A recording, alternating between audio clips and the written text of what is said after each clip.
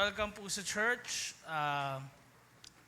Meron po tayo laging prayer meeting tuwing Tuesday, kaya na-encourage natin ang bawat isa na dumalo po ng ating mga services. Hindi po ito para pampadagdag ng dumadalo ng prayer meeting, kundi we believe kasi that as we continue to listen to the Word of God, mas lalo tayong lumalalim sa Kanya. Amen?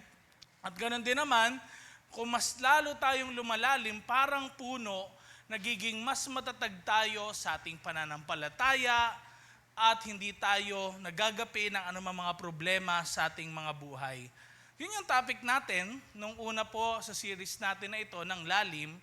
And nung nakaraang linggo, sino kayang mga nandito nung nakaraang linggo, na ang naging topic naman natin ay kailangan hindi lang tayo lumalim sa salita ng Diyos, pero kailangan lumalim din daw tayo sa panalangin. Sabihin nga natin, panalangin.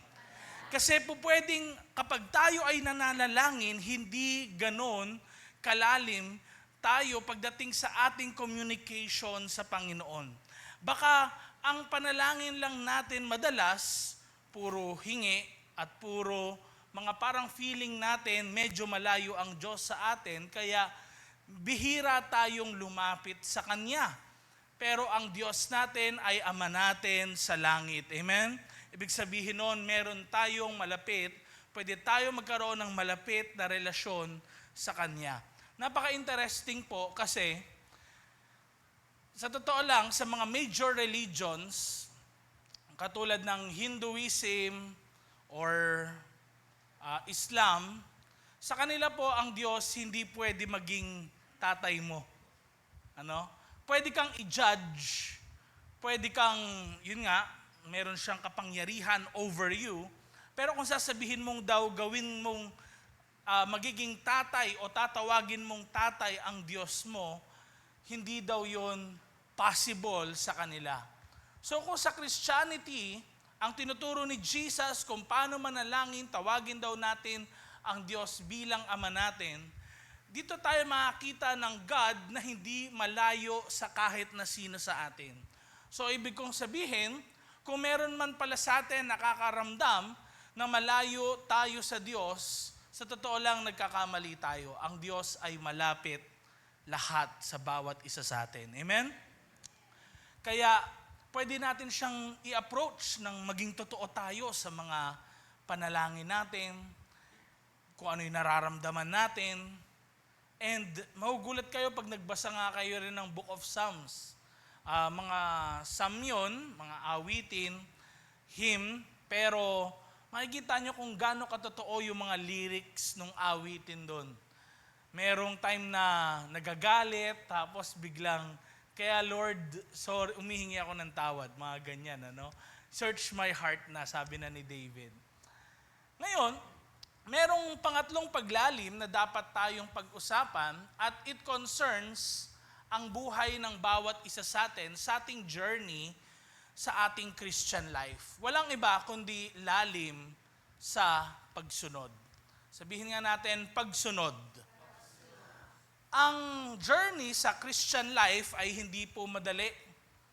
Ang journey, sa totoo lang, may time na mabato, may time na smooth lang, may time na minsan nadudulas ka, may time na nagkakamali ka, may time na nasa high places ka, may time na nasa low place ka. Pero, dito natin makikita, bakit ba tayo naglalakbay sa ating Christian journey?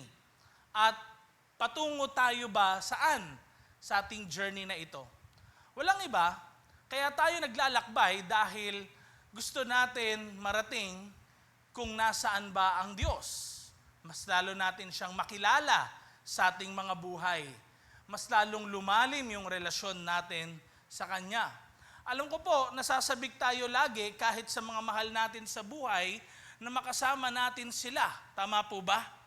So kung nasasabik tayo sa mga mahal natin sa buhay, na makasama sila, lalo na kung malayo sila sa atin, anong ginagawa natin? Tayo ay pumupunta sa kanila. And sometimes, kapag sila ay pupuntahan natin at nasa lugar sila na hindi natin alam, anong nangyayari? tinatanong natin, paano ba pumunta dyan? Tama ba? Yun yung mga tanong naman natin, paano ba pumunta dyan? Anong gagawin ko? And ganun din ang ating Panginoon. Kaya, ang topic natin ngayon ay tungkol sa lalim sa pagsunod.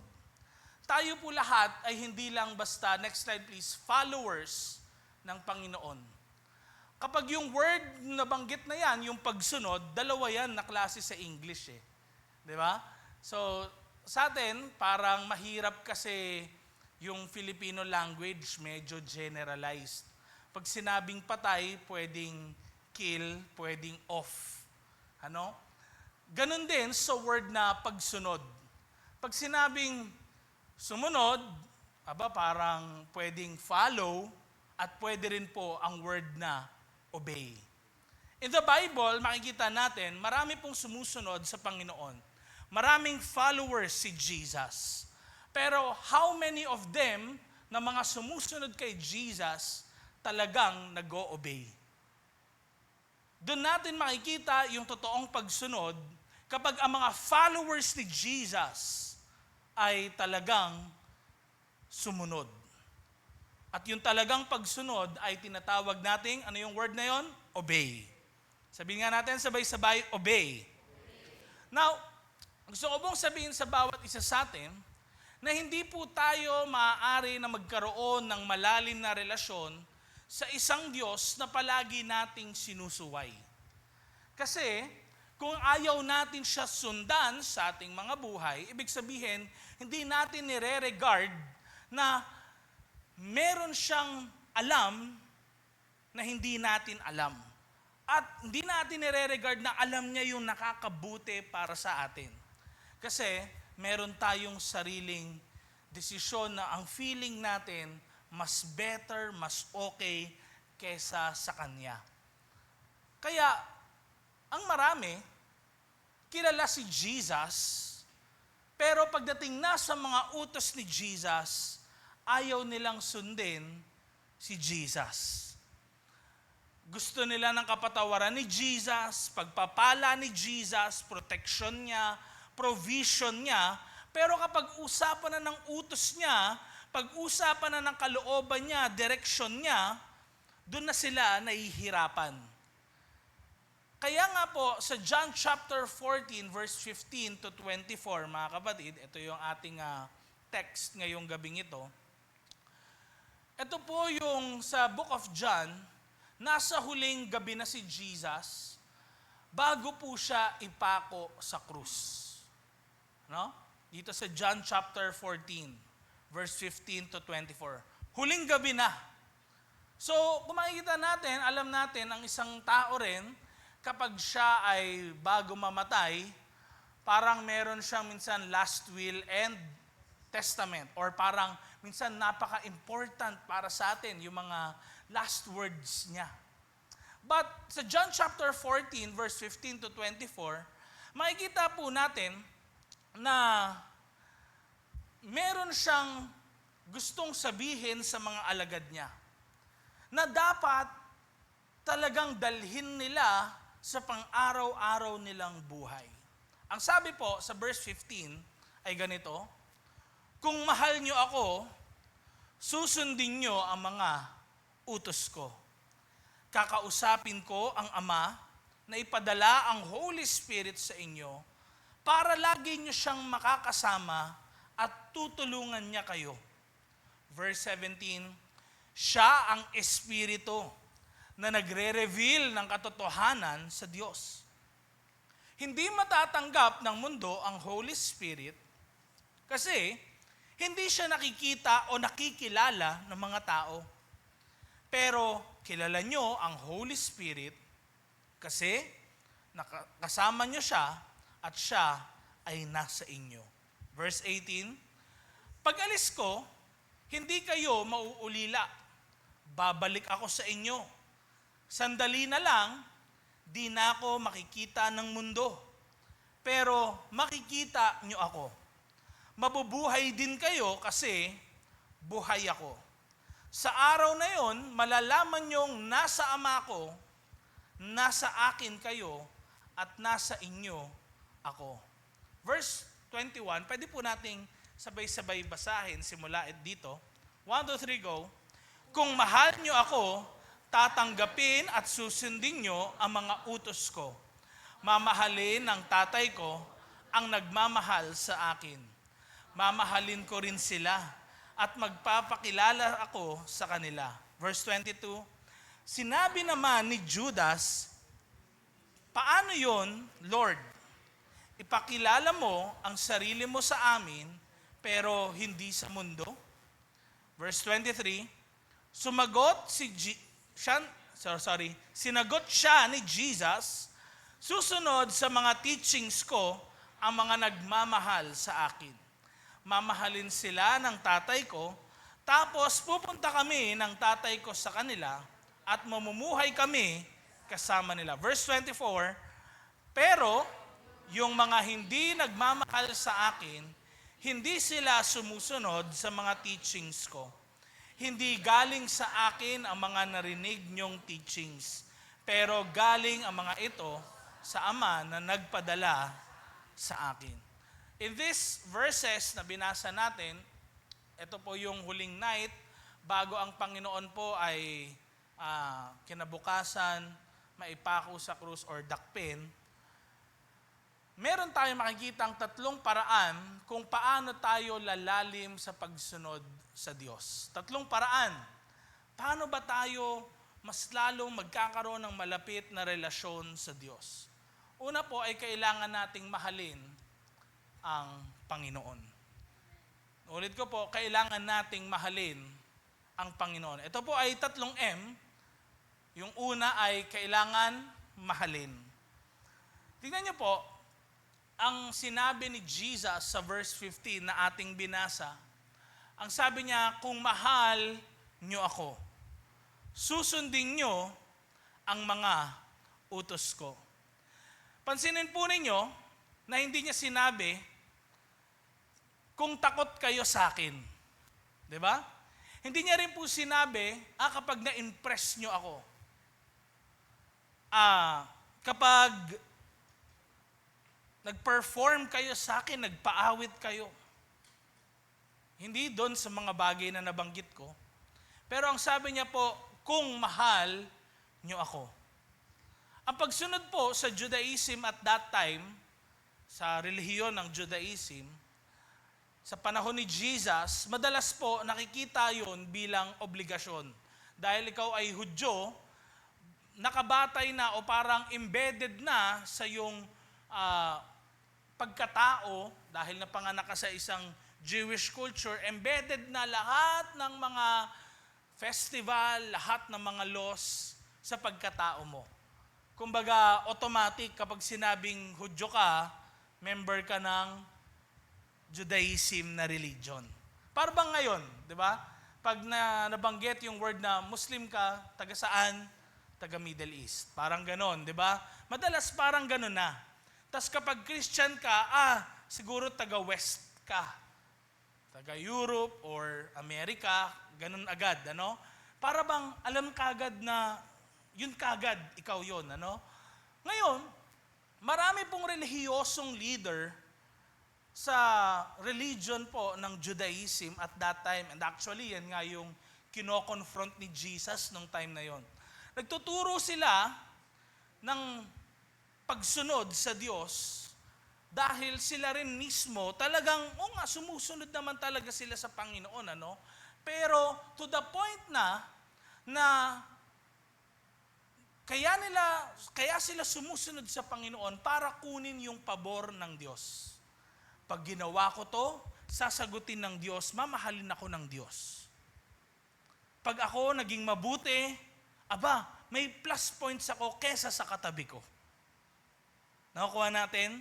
Yun na po yung matasabi natin na legalism. At ganun po yung mga tao nung panahon ni Jesus. And minsan, sa ganung paraan, kaya nga kinokontra ni Jesus yung ganung kaisipan. Kasi ganito, minsan kaya daw mahirap sumunod kasi nakakalimutan natin kung gaano na tayo kamahal ng Diyos. mahirap sa atin para sumunod kasi hindi natin alam kung ang Diyos ba nakangiti sa akin? Ang Diyos ba natutuwa ba siya sa akin? O kaya siya nag-uutos dahil galit siya? Tandaan po natin, iba yung kaisipan ng mga tao noon sa kaisipan ngayon. Noon, gagawin nila lahat ng bagay para mapalapit sa Diyos. Pero nga, hindi tayo maliligtas ng ating mga gawa. Hindi yung mga gawa natin yung maglalapit sa atin sa Diyos. And familiar kayo sa 1 John chapter 4, verse 19, na binabanggit din ni John sa verse na ito. Ang sabi niya, we love because He first loved us. But si John nagbabanggit ng ganito, ng mga kataga. Kasi remember ulit, ang kaisipan ng mga tao nung time na yon, mamahalin ako ng Diyos kapag meron akong ginawa sa Kanyang maganda. At ganyan po ang kaisipan ng Greco-Roman world nung time na yon.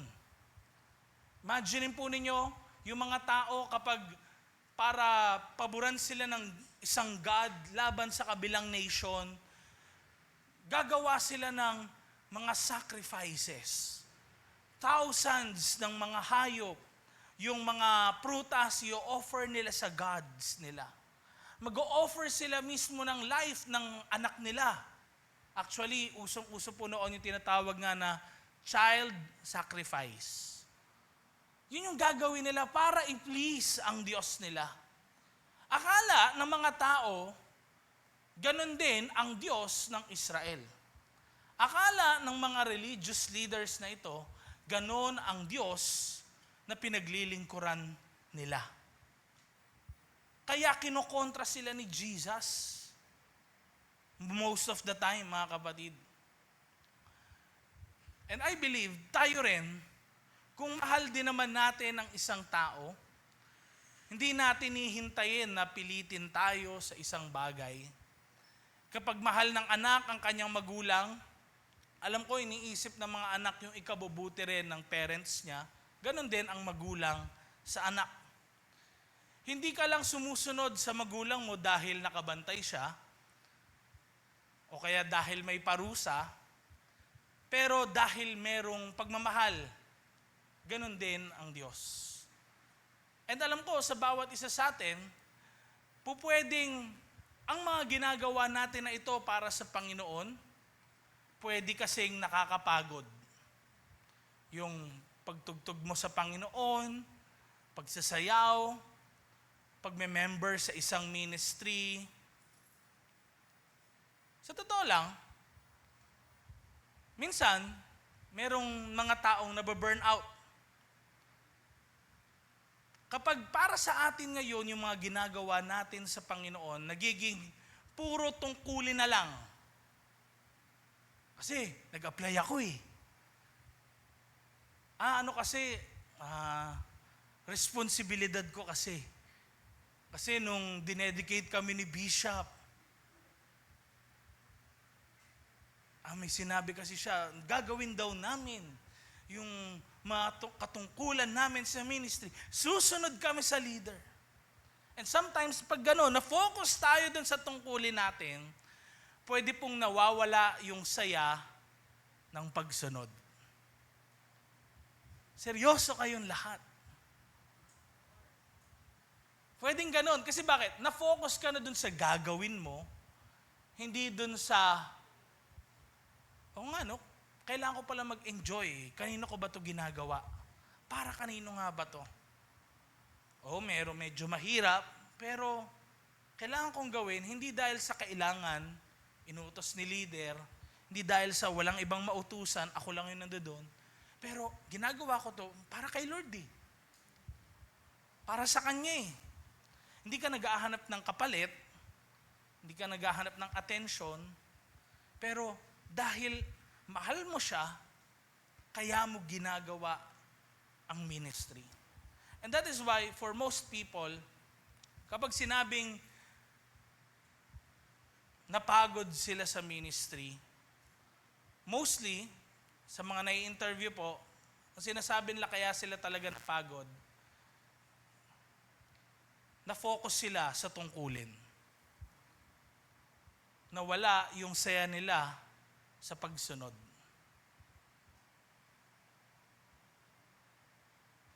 Alam niyo po, ito yung nangyayari sa atin. Next slide. Ang obedience na walang love, legalism. Ang love na walang obedience, emotions.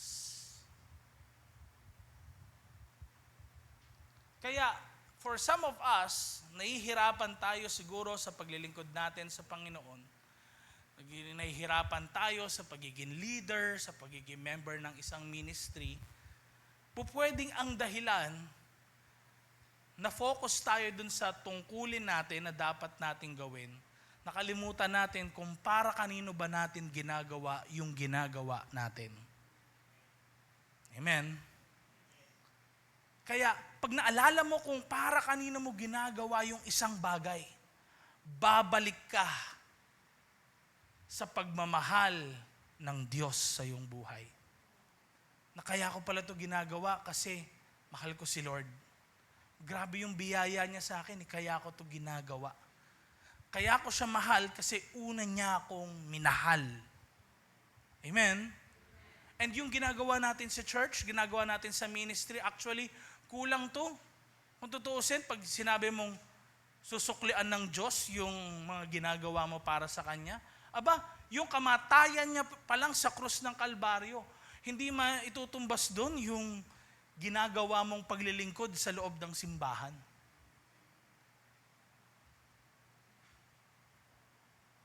Naghahanap tayo na gusto natin ngayon umapoy sa paglilingkod sa Kanya. Mangyayari po yun kung una sa lahat, sasamahan natin ng pag-ibig at pagsunod lahat ng ginagawa natin. Hindi pwedeng pagsunod lang. Kailangan may pag-ibig. At hindi pwedeng pag-ibig lang, walang pagsunod. Amen? Kaya, tignan nyo, no? Nito, recently, Father's Day, ano nangyari sa inyo? Inilabas nyo ba yung mga tatay nyo? Or kumain ba kayo sa labas? Or yung iba, siguro, wala na po, wala na kaming ginawa, wala na pong father din. Nabasa ko sa Facebook, akala ko hindi totoo. Research ko.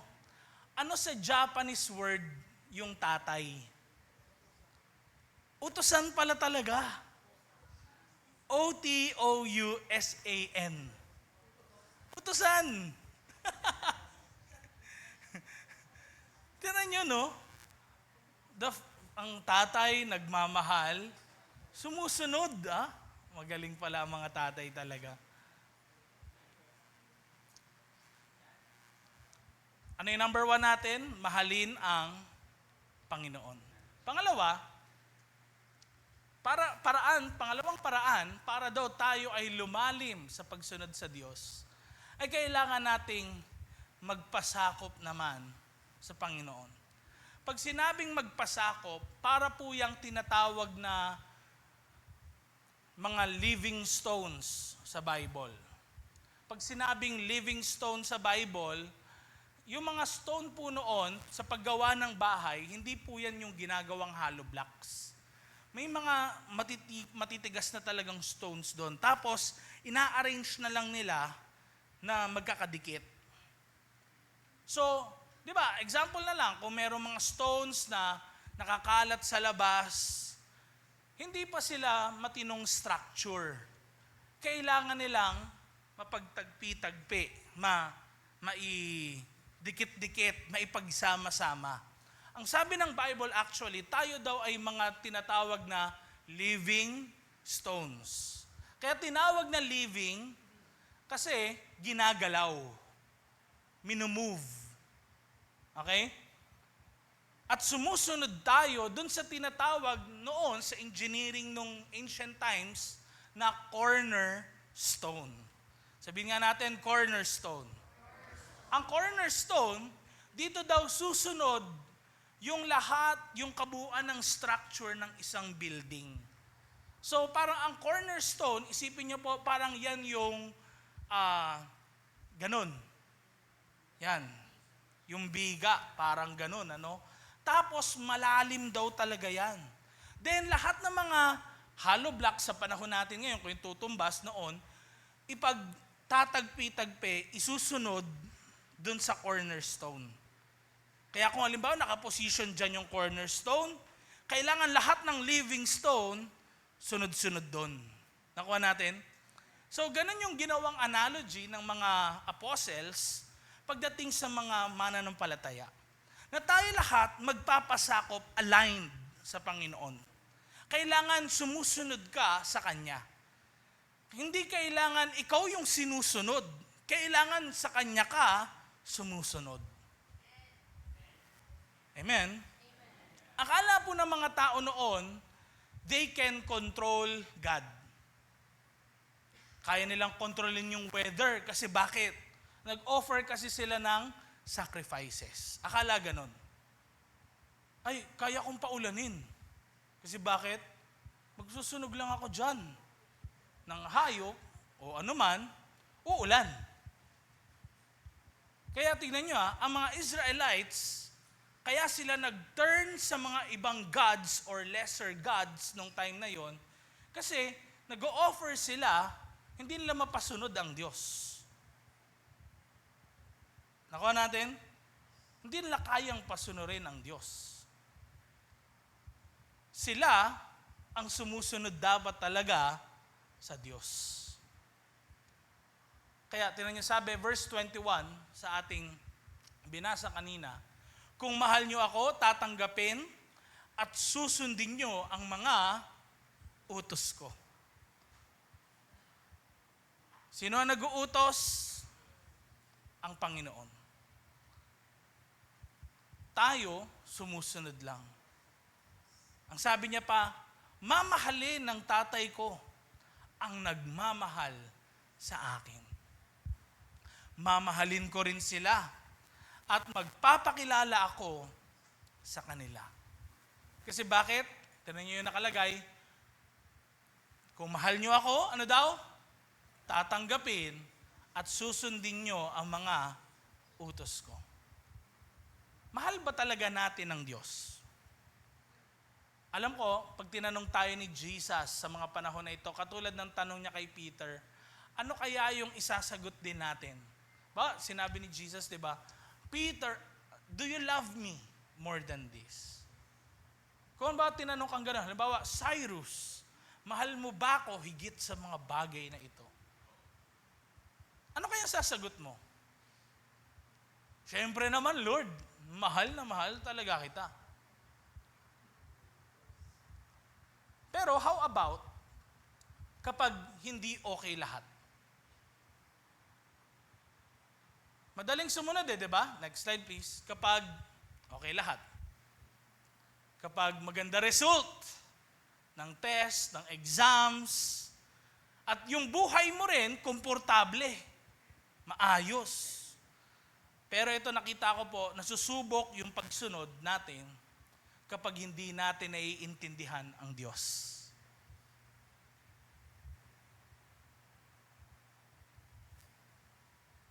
Kaya, in the midst of a loss, halimbawa, nawalan ka ng mahal sa buhay, o kaya naman, nasisante ka sa trabaho, na sira yung relationship, or may di maganda nangyari sa family. Pwedeng sometimes, tatanungin tayo ni Lord, mahal mo ba ako? Pwedeng sasabihin natin, mahal kita Lord, kaya lang, ba't ganito? Di ba? Meron tayong ganun. Na kaya lang, ba't ganito Lord? Hindi ko maintindihan yun nangyayari. And alam niyo po, mahirap magpasakop kay Lord, di ba? Kapag logical, tayo mag-isip, rational, sa ating pag-iisip, dapat ito yan, ito yung mangyayari, malito, ito dapat yung mauna, dapat ngayon na. Parang, minsan, sa totoo lang, ang feeling natin, mas magaling tayo kay Lord. Tama ba? bago mag-prepare minsan, kailangan may makita mo na tayong bagay na talagang makukumbinsi talaga tayo. That is why, in the Bible over and over again, sa totoo lang po, yung mga taong may pagtitiwala sa Diyos, sinantabi nila yung sarili nilang kaisipan, sarili nilang karunungan, at nagtiwala sila sa kagalingan ng Diyos, sa kabutihan ng Diyos sa buhay nila. Tignan niyo po si Noah, in the Bible, wala pang ulan. At that time, hindi umuulan, hamog lang. Wala ring baha. Walang flood control noon. Hindi pa uso. Pero pinagawa na siya ng ark. Anong ginawa ni Noah? Gumawa ng ark. Aba, sa totoo lang, isipin mo, di ba? Hindi naman umuulan. I mean, wala silang concept ng pag-ulan noon. Wala rin silang concept ng pagbaha. Tapos, papagawan ka ng ark. Anong meron, Lord? At bakit din ark? Alam niyo po ba yung ark? Box. Hindi yan yung ship na katulad ng sa ngayon. Pag sinabing ark, box lang po yun. Na rectangular. Ba't ako papagawa ni God ng ganyan? Pwede na sabihin mo, papagod lang ako. Pero, pinagawa sa kanya ng Panginoon. Nagpasakop siya sa karunungan ng Diyos. Sa kaalaman ng Diyos. Na may nakikita ang Diyos na mangyayari na hindi niya nakikita ang mangyayari. Pwedeng may pinapaprepare si God sa iyo dahil may mangyayaring isang bagay. And sometimes hindi tayo sumusunod. At pag dumating na, yung baha ng buhay, yung matinding ulan, nasa huli yung pagsisisi naman natin. Si Abraham, mga kapatid, nung Abraham pa lang, pangalan niya, 65 years old na siya. Sabi ng Bible, nagsimula siyang sumunod sa Diyos. Nung time na yon, 65 years old na siya. So hindi pala, hindi nakabase sa age yung pagsunod sa Diyos. Na kailangan bata ka, kailangan malakas ka pa. Kasi bakit? Si Abraham ay 65. At doon lang siya sumunod sa Diyos. Na pinapapunta po siya sa lugar na hindi niya pa nakikita nung time na yon.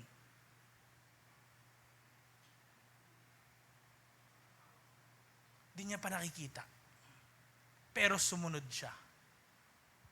Makikita natin dito ang pagpapasakop sa Panginoon kasi pinagkatiwalaan niya si God na sige God, hindi ko pa alam kung anong meron sa lugar na yon, pero susunod lang ako sa gusto mo. Wala akong ibang kamag-anak sa lugar na yon, pero sige Lord, dahil sinabi mo, susundan kita.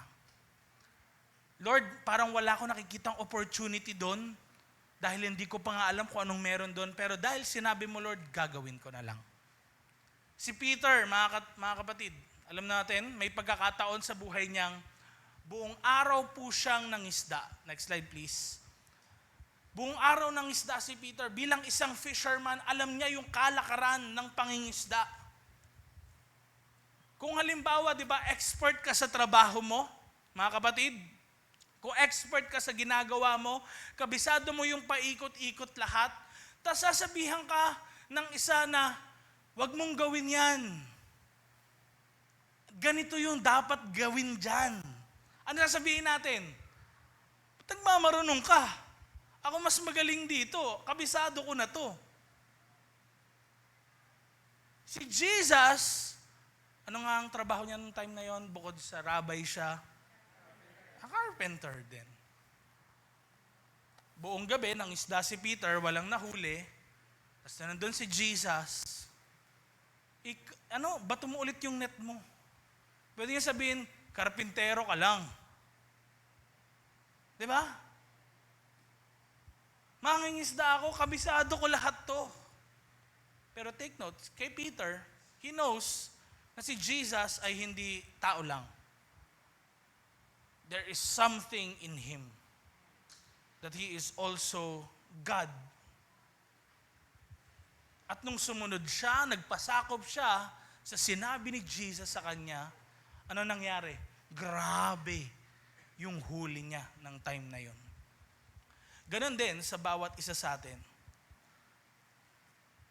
Baka may time na sinasabihan ka ni Lord, sharean mo yung kaklase mo, hindi mo ginawa. Sharean mo yung ka-office mate mo, hindi mo ginawa. Baka may time na sinasabihan kang yung kapitbahay mo, kausapin mo, i-friend mo, ilapit mo sa Panginoon pero di mo ginawa. May time siguro na sinasabi na sa yung lumipat ka na ng trabaho pero hindi mo pa rin ginawa. May sinabi na sa yung lumipat ka na rin ng tirahan, hindi mo pa ginawa. Baka may time din na sinasabi sa yung mag-aral ka pero hindi mo ginawa. May time na sinasabi sa yung time mo to para mag-disciple pero hindi mo ginawa. Pwedeng may pangungusap si God sa iyong puso. Kaya lang ang feeling natin, mas mabuti yung nasa isip natin at yung plano ng Diyos, hindi yun mas maganda. Tandaan natin mga kapatid, next slide please, mabuti ang Ama natin sa langit. Sino naniniwala doon? Mabuti ang Ama natin sa langit. Hindi siya mag-uutos o magpapagawa sa iyo ng ikasasama mo. That's why when Jesus says then, go and make disciples of all nations. Tapos kung ibabaptize daw sila, kailangan sa ngalan ng Ama, ng Anak at ng Espiritu Santo. So, yung utos na yun ni Jesus, hindi yun basta-basta na parang, God, ang hirap naman mag-disciple, ano ng age ko, mahiyain kasi ako. Hindi yun ganun. Kasi bakit? When you go, ang promise niya, sasamahan ka niya. Next slide. Ang pagsunod po, hindi po ito patunay na naintindihan mo yung plano ng Diyos agad-agad. Sumunod ka lang. Hindi ibig sabihin nun, alam mo na kung anong mangyayari 3 years from now, 4 years from now. Ang pagsunod, patunay po yan na nagtitiwala ka sa Diyos. Noong July 2022, nakwento ko na to, bago tayo nakapag-start ng gawain sa Cabuyao, Laguna, ng November 11, November 4, pumunta muna kami. Tinanong muna namin yung lola ni Cams kung pwede kami maggawain. Sabi niya, dun sa bahay ko, sa kabila, walang nakatira dun. And nagulat na lang kami, tuloy-tuloy lang. Hindi kami makapunta ng ibang araw, pero yung mga tao pumupunta. Wala iba nagpa-follow up, si God yung kumikilos. There are times na may papagawa talaga si God, pero di lang natin alam, di natin naintindihan. Amen? Pwedeng may papagawa sa iyo ang Diyos na parang sa tingin mo, hindi okay.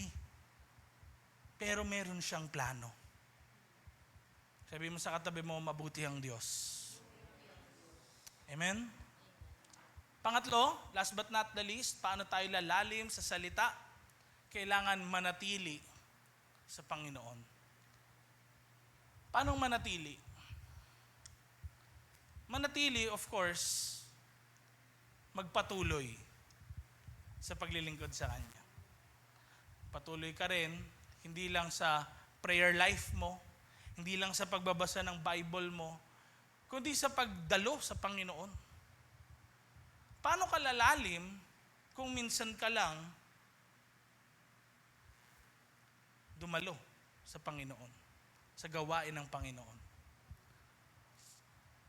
Kailangan nating manatili sa Kanya. Sa lahat ng area ng life natin. Kahit nasa bahay ka, paano ka nananatili kay Lord pag nasa bahay ka? Pwedeng nagpe-play ka ng music, na Christian music.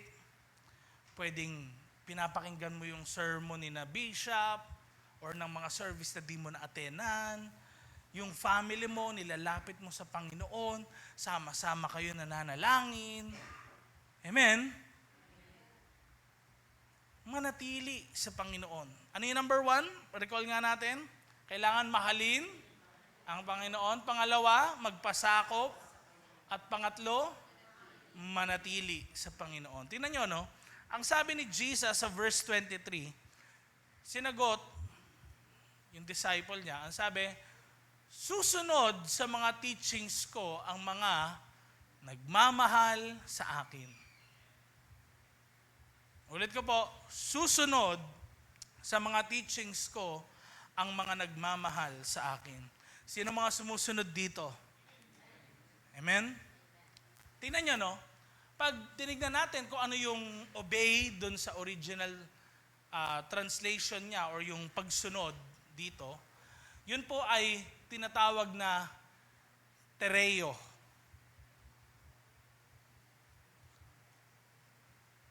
Tereo. Ang ibig sabihin, to keep, guard, obey, observe. Then, may next meaning siya, ang sabi dun sa Step Bible, ang sabi daw, to maintain. To keep in condition. So, hindi basta susunod, hindi basta talagang tatago mo lang sa puso mo. Panatiliin. Paano i-maintain ang isang bagay? Hindi yan once in a blue moon. Amen? Para i-maintain, kailangan madalas. Hindi minsan lang. Paano i-maintain yung pagsunod mo sa Panginoon? Hindi yan once a month. Araw-araw yan. Paano i-maintain na ikaw maging maapoy sa Panginoon? Yung panalangin mo, hindi yan tuwing Tuesday lang. Amen? Yung panalangin mo, hindi tuwing may fasting lang. At hindi tuwing kakain ka lang. Ang pagsunod sa Panginoon, nakadepende yan sa kung ano yung lagi mo talagang ginagawa. Pwedeng kasing ganito eh. Para sa'yo, ang talagang maintaining mo para ikaw maging maayos yung personal relationship with the Lord is sa umaga ka naman. Puro ka yung doon ka nagpe-pray. Sa iba naman, sa gabi. Walang problema doon. Kasi nga, busy naman tayo lahat eh. May trabaho yung iba, ng ganitong oras, yung iba ganito. Pero ang important is what? To maintain. To keep in condition.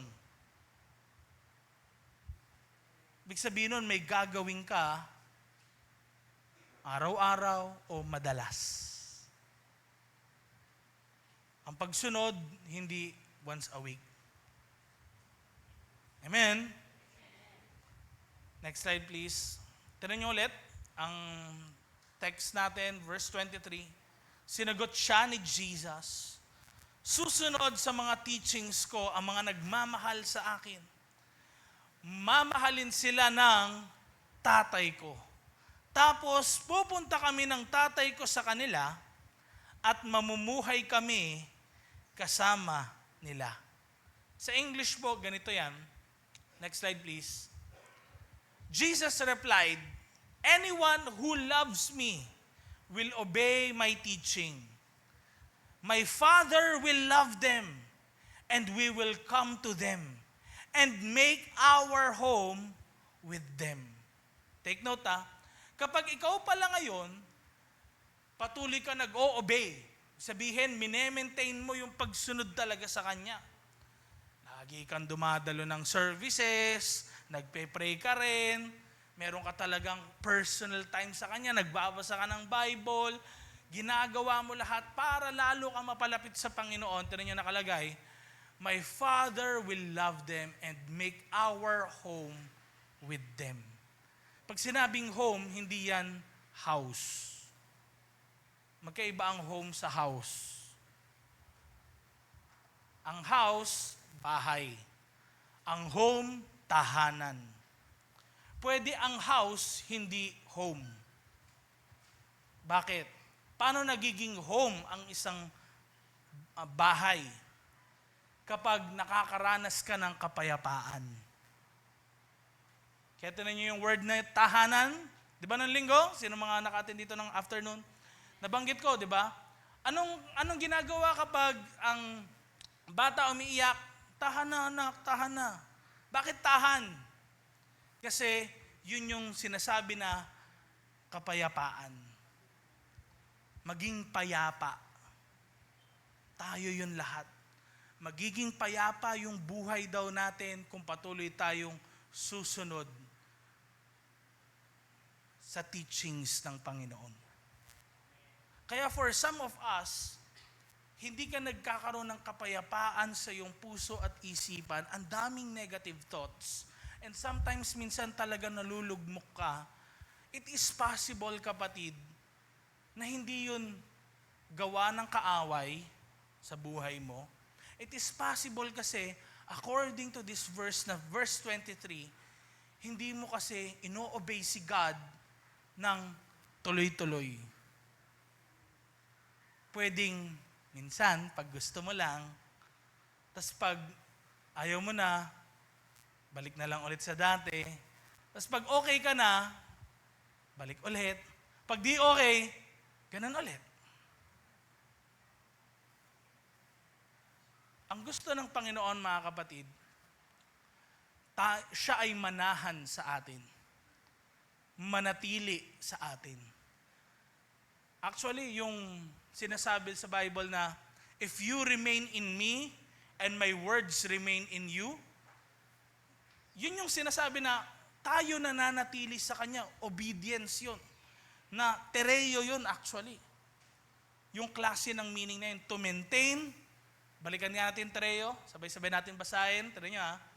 Meaning nun, to keep guard, obey, observe, to maintain, to keep in condition. Manatili ka talaga sa Kanya. Siya rin mananatili sa'yo. Mafe-feel mo yung peace ng Panginoon sa iyong buhay. Kaya kahit may problema, pwedeng maranasan mo talaga yung presensya ng Panginoon sa gitna ng problema na yun. Ang tahanan, ibig sabihin nun ano? Mananahan talaga si God. Habitation. Amen? Sino gusto dito manahan sa Kanya ang Panginoon? Anong sabi? Anyone who loves me will obey my teaching. Kaya, ang tanong natin, anong gagawin ko, pastor, simula ngayon? Anong dapat natin gawin simula ngayon? Meron akong, nung tinatanong ko si God about dito, may inilagay lang siya sa puso ko. Siyempre, maraming laws in the Bible. But primarily, meron siyang 5 na-feel ko sa aking heart na mensahe para sa atin sa mga dumalo ngayon. Ang una, ito, next slide, yan. Basahin natin, una, magpatawad kahit masakit.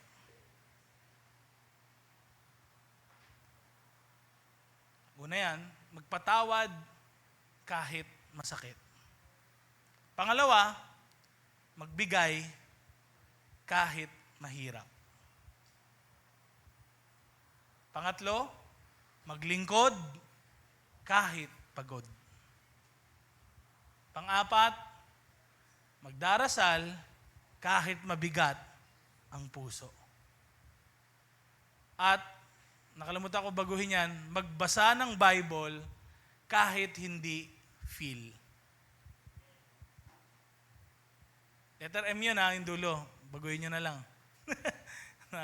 Nakala ko na bago ko eh. Okay, ano yun una? Sabay-sabay natin basahin. 1, 2, 3, go.